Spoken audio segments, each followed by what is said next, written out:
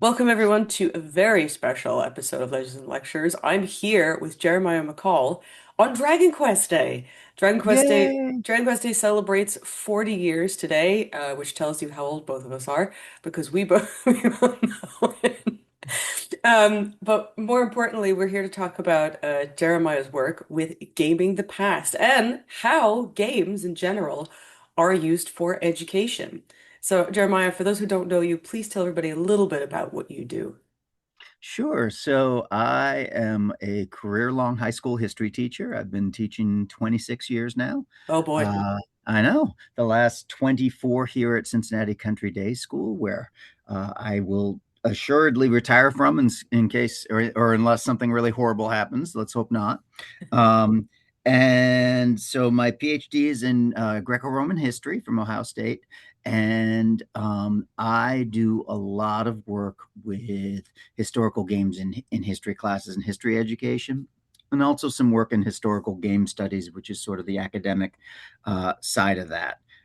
So yeah, I have my students make games and I have my students play games, and I'm really annoying about requiring them to answer their own questions and come up with their own meanings and give their own evidence and stuff like that. Now somebody's knocking at my door, but I'm going to ignore them because I'm on this with you. But maybe I'll look over in case, oh, they went away. So fair enough. See, that's the kind of stuff you don't ordinarily get if it's just an audio podcast. So there we go. And I'm delighted to be here. Thank you. I know it's exam time, and I appreciate you making time for us. But Absolutely. I wanted you to come here because I specifically wanted to talk about edutainment, which, as we know, when we was growing up in them days, edutainment was a big thing. And when I was young, we had computer class. It was the original computer. We had the original Mhm. Microsoft computers. And even though now you might play something, let's say like Minecraft or Rome Total War, if you're, teaching history or something. Did the kids still play Rome Total War? Maybe not. I don't know. Maybe we're too No, they old. really don't. Well, I mean, that's like an entire side thing, right? Is that kids don't play cool computer games most of the time. They play whatever's on their mobile, or maybe if they're really sophisticated, they have like a console with some decent games. But it's not, yeah. But this Rome is Total always War is this not on is their my list. gripe. This is the gripe that I have, which is partly why I wanted to talk to you because when we were young, we had so many edutainment games. We had all the Learning Company games, Mech, Broderbund, like we're in the world of Carmen Sandiego. I Mhm, grew mhm. up playing Word Munchers, Number Munchers, Treasure Yep. Mountain, Treasure Cove, Operation Neptune. Reader Rabbit was huge when I was younger. Math Blaster, of course, Mhm, and mhm. everybody remembers Oregon Trail for Of sure. course. To the point that older millennials like me some people have dubbed us the Oregon Trail generation because computers were just coming up. I remember Gizmos and Gadgets, Magic School Bus game, Mhm.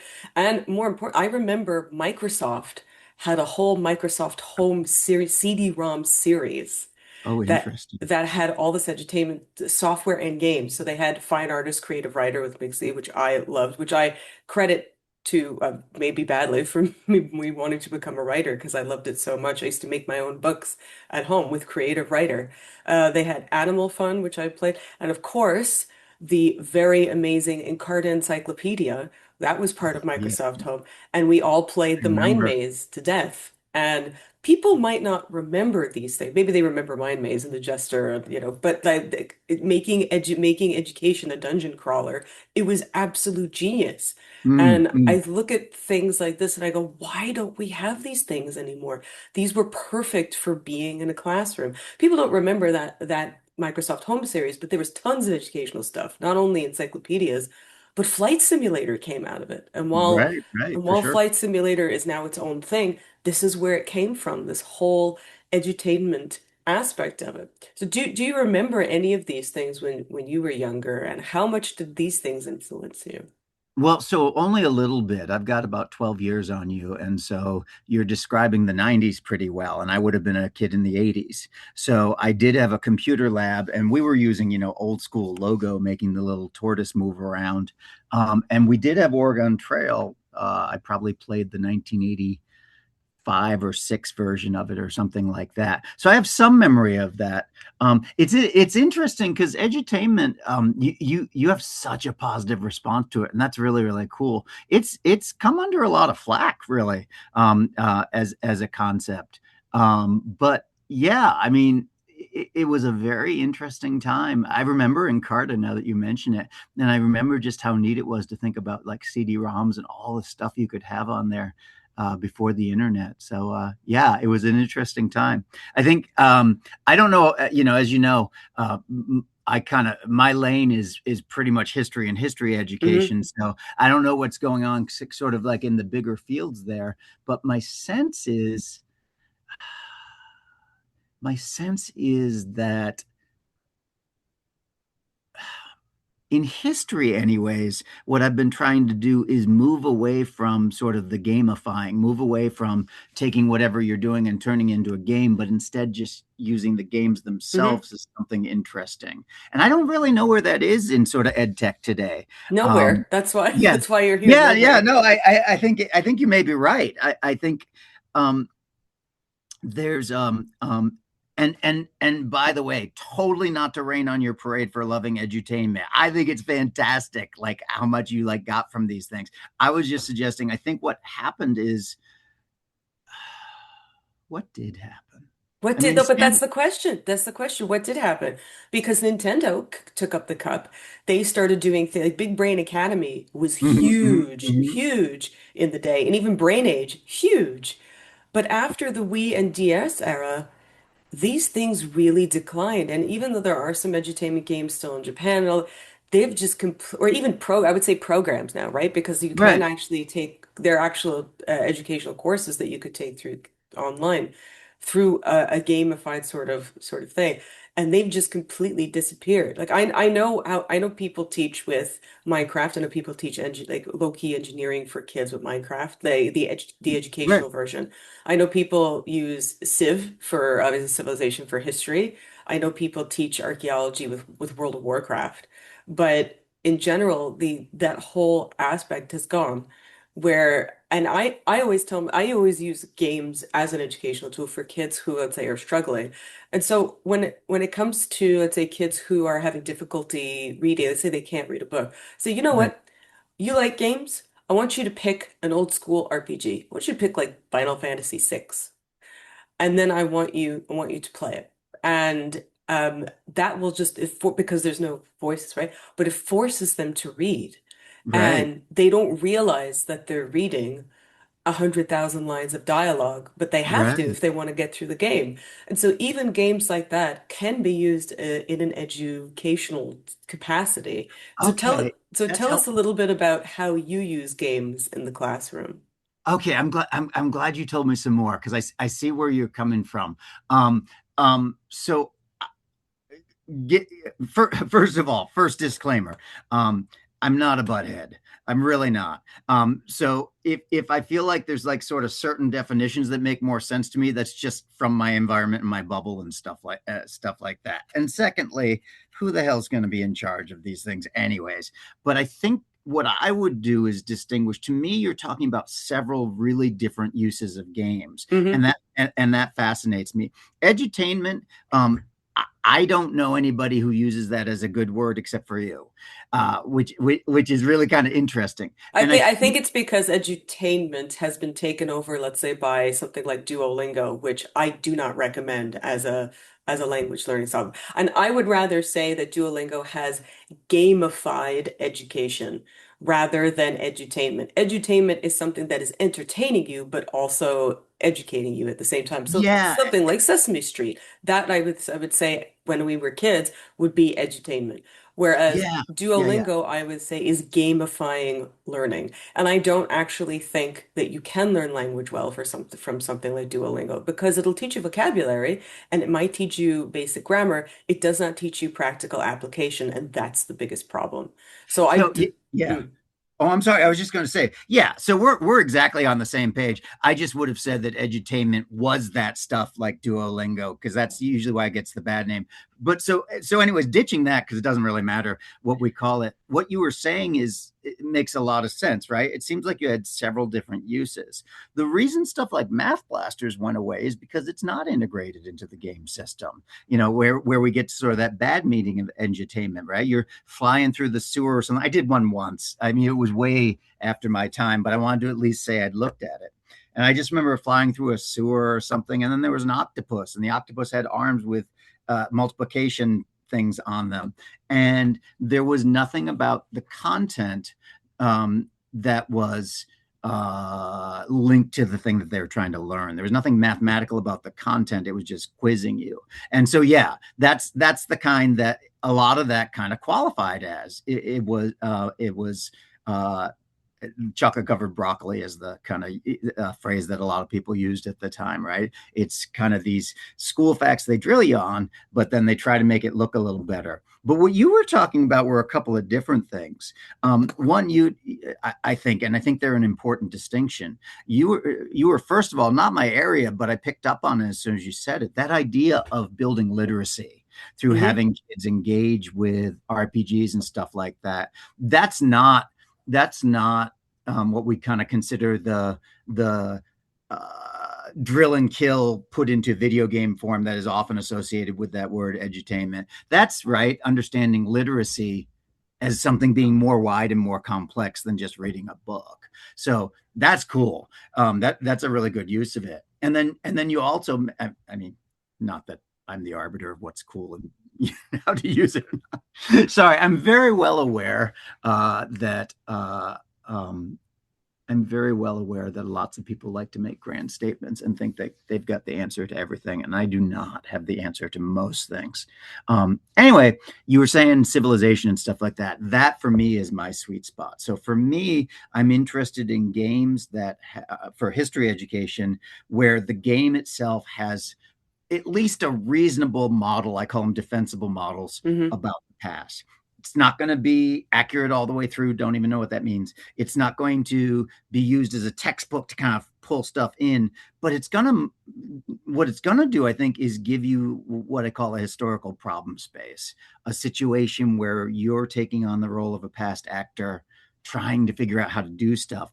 And so for me, that's the opposite side of the math from the Math Blasters spectrum, where the historical content itself ideally is in the game. So you're not delivering content. Computers suck at that. Computer games suck at delivering content. They're no good at that.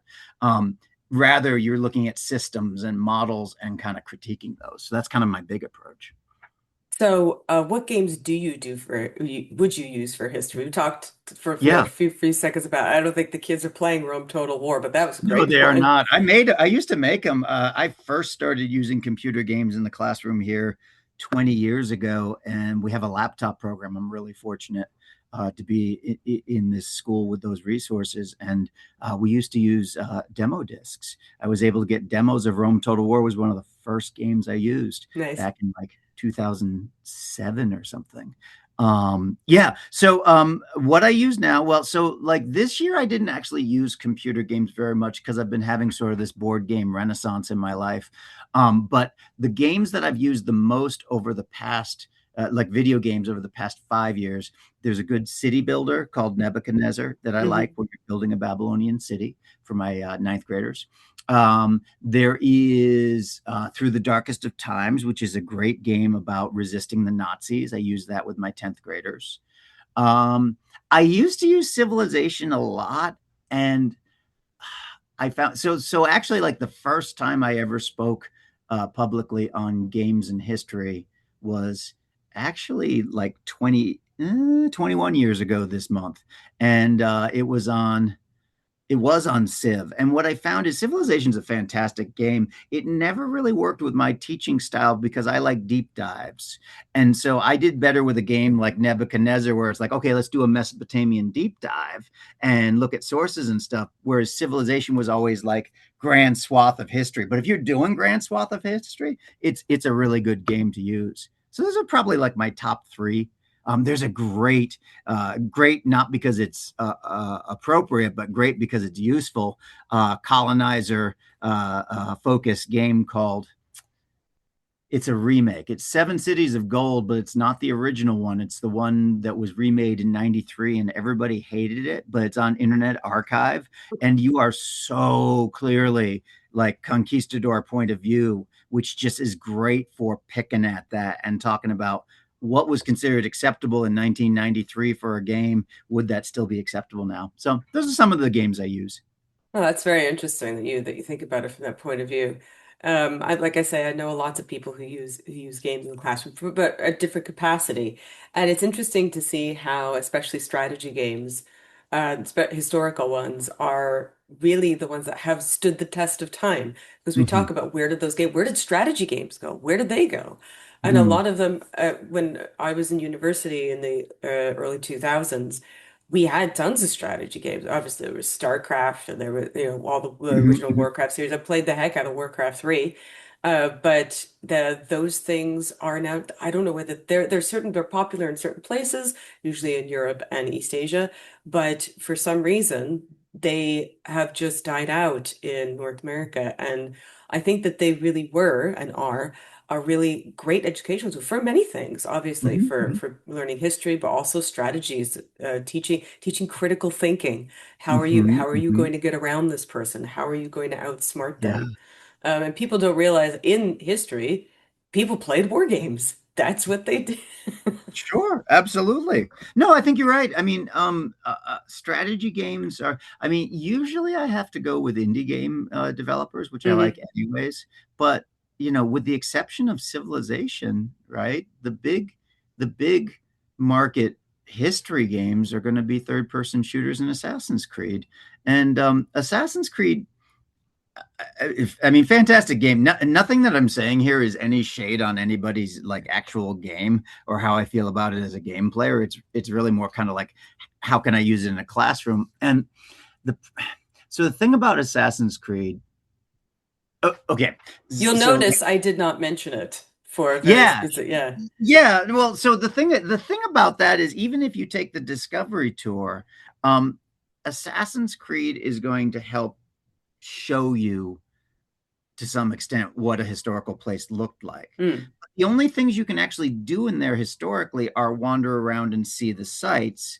Then most of the history is so most of the history is conveyed from that and from your cutscene dialogues. So you're not actually doing anything that's historical because parkour and assassinations like rampantly like that are, I mean, there's no historical analog for that did all that stuff. So if you compare that to many strategy games where you're actually making decisions that are kind of like what people in history did, it's just kind of a richer audience. The other thing is, right, you got to drop 70 hours into an Assassin's Creed to have it make sense. But I mean, I guess maybe I want to bring up at this point too that for me it's all about critique. It's all about giving my kids either through my lectures or through the readings they do or stuff like that or our discussions, the ability to criticize the game and say, hey, this part really fits the evidence. It's what I call like defensible, and this part really does not. So I'm definitely not saying like Civilization compared to Assassin's Creed like is a more accurate thing. That's kind of a problematic statement. I'm just saying like the actual gameplay is more of an analogy to what at least a state would have done, not an individual, but like a state.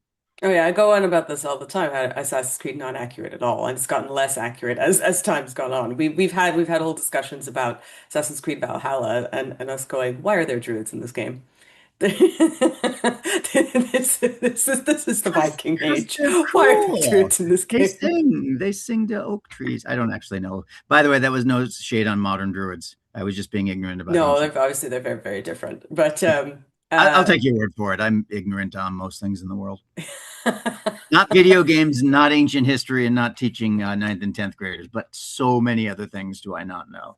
So when it comes to teaching strategy games, you said that you started incorporating board games or tabletop games as well. And this is kind of where I feel like strategy games have moved on in terms of, because obviously, as we said, wargaming has been around throughout history. We could talk about things like Warhammer, or we could talk about as well like the old Napoleon games that Right, people for play, sure.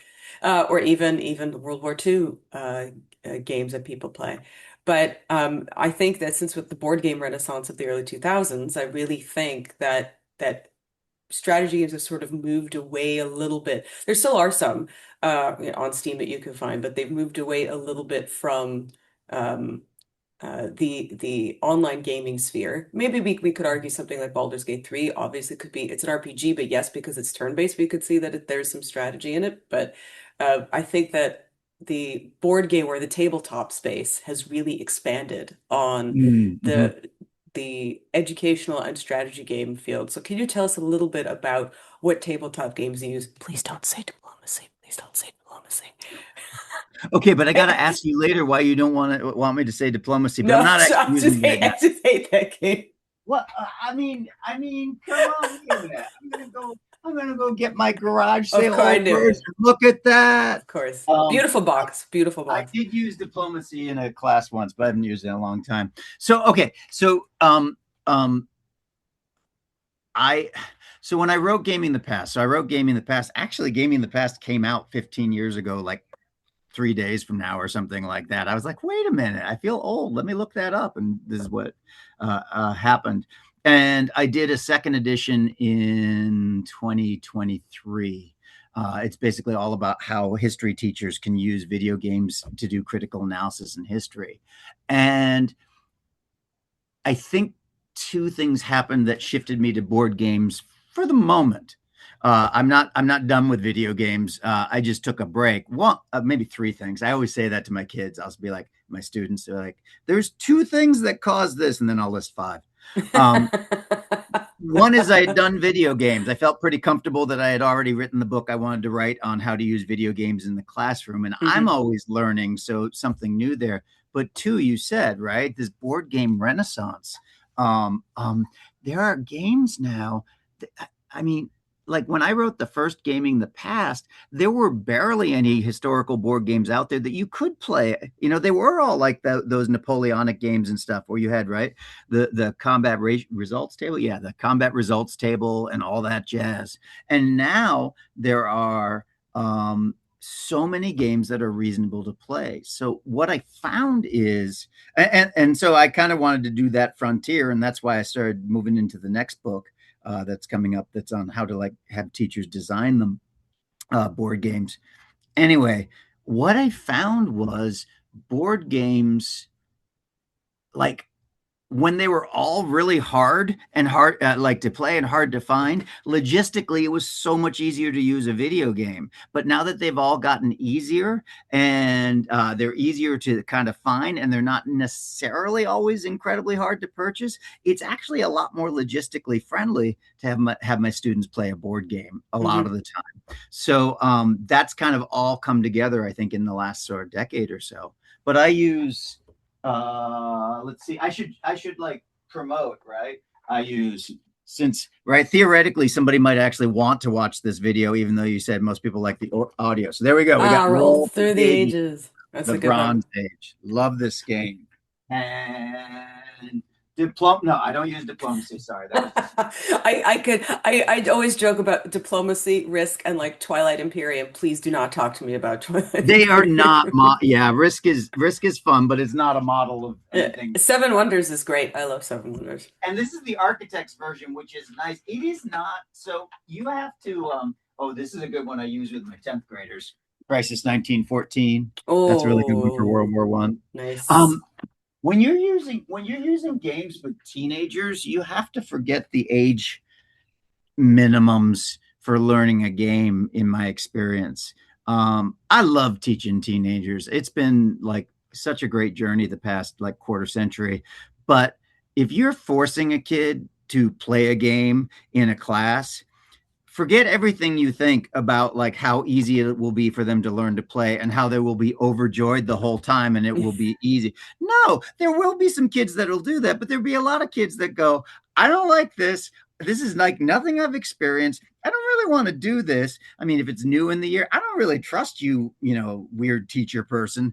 And so you need easy games is my experience. And Hmm. so like Seven Wonders Architects is the stripped down simplified Seven Wonders and it works really really well.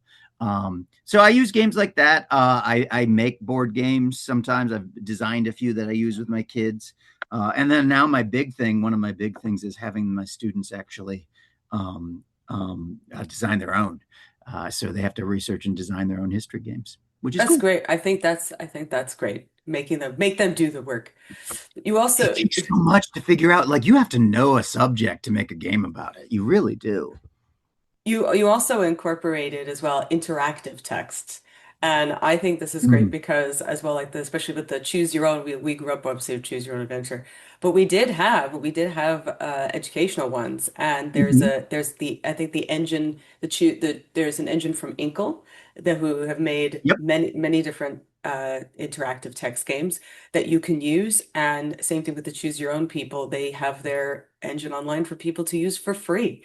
Yeah. So please tell us how you use interactive text to teach. So, it, like, it was 20 years ago. I first taught a historical simulations class for my high school seniors. And it was based on that kind of insight that you have to know something really well to be able to make a game about it. And so it was physical games because that's what we were kind of able to do logistically. Mm, And I wanted there to be some computer option, but what I found over time was um, for me, since I'm a history teacher, there has to be we have to focus on that. We have to focus on reading our sources and discussing them and figuring out what it means. We can't spend like 50% of the year learning a programming tool. So it's got to have a very small footprint. I don't know what you have to call it. It has to have very little overhead for it to be a tool where my students could use it and still be focusing on the history. So first thing I ran into was actually Inform 7. I don't know if you know. Do you remember parser-based games like Zork and stuff like that? oh yeah, sure, yeah. So Inform 7 was a tool that allowed you to use English statements. I mean, they were still pretty strict about what you could do because it was coding, but English statements to make a puzzle-based game. And so I was like, okay, that's easy enough. And so I worked with having my students do that. And that I really liked doing that, but the puzzle game format isn't really conducive to doing a lot of history things necessarily. So it wasn't until I found Twine, because that's where I came in for interactive texts, Hmm. and that must have been maybe about a decade ago. And so that was my earlier kind of work of the last decade. I basically had students research. They had to pick a character, a historical character in a period, and they had to research the character and develop a plot outline and make the twine. And I still have them up on I have my like exemplars up on Gaming the Past, my website. And you can see in them that they have to put in footnotes to discuss the historical backing of the things they're doing. They have to have a big bibliography. They're writing drafts. So that's been sort of a mainstay. That's been like a first semester project for me for, like I said, a decade. And it is such a good tool for thinking about characters and agency because, right, choice based text, interactive fiction of that style boils it all down. There's often not a world model. It's not really simulating much. Rather, it's giving you like this description of an agent and the actions they can make.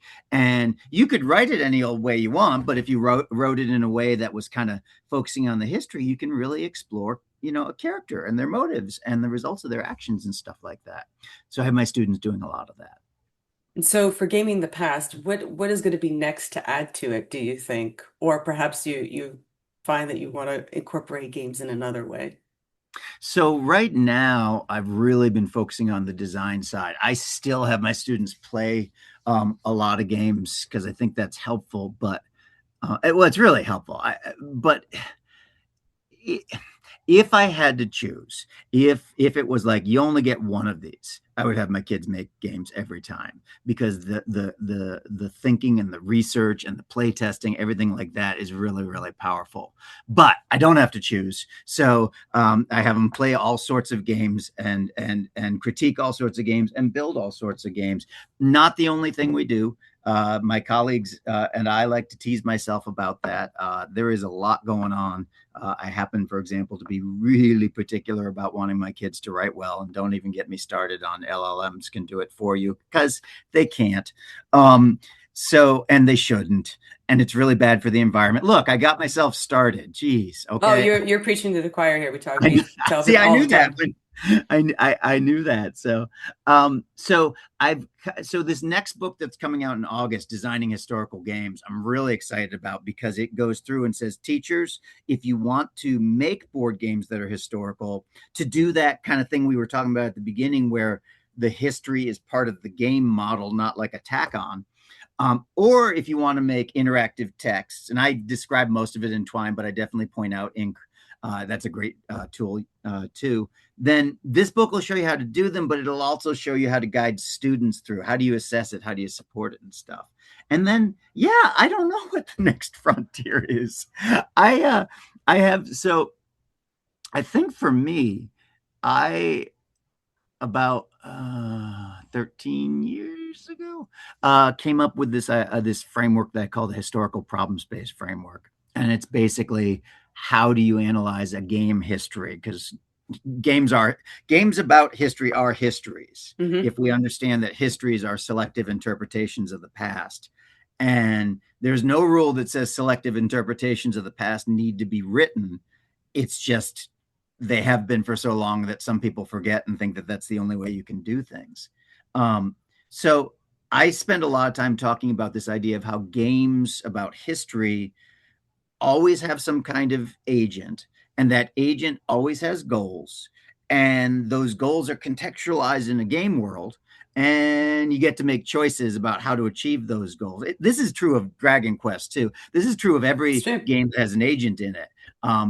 But what it does is it makes history in a game different, because as much as we might think, particularly if all we're going on is like what our teachers told us in middle school on history, we might think that the world is full of rational actors with clearly defined goals that are making choices that are optimal for trying to, yeah, exactly, right. But I don't think anybody in history anymore thinks that, anybody like academically studying history. And if teachers are teaching it that way, I'm sorry, that's just not how it's working.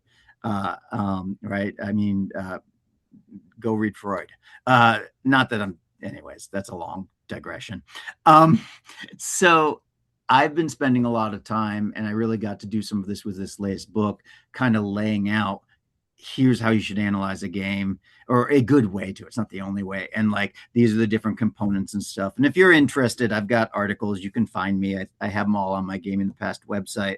So I think that's what I'm going to do next. My partner is very much encouraging me, and I agree completely to not write another book for a while.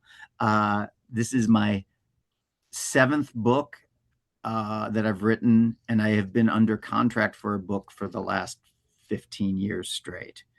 And it's time to rest. Okay, so I won't press you too much.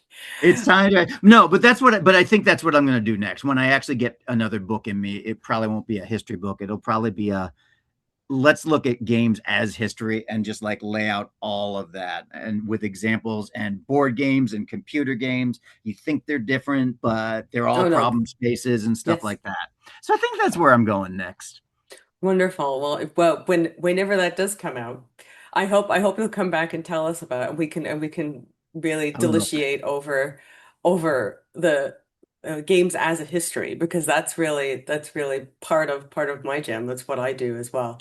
And I'd love I that. That would be great. yeah, fantastic. Go find Gaming the Past, the website. I've been doing it for 15 years.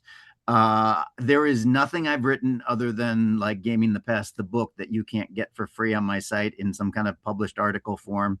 And I love talking shop. So, cold email me, tell me you want to talk about something involving these things, and I'm always happy to do it.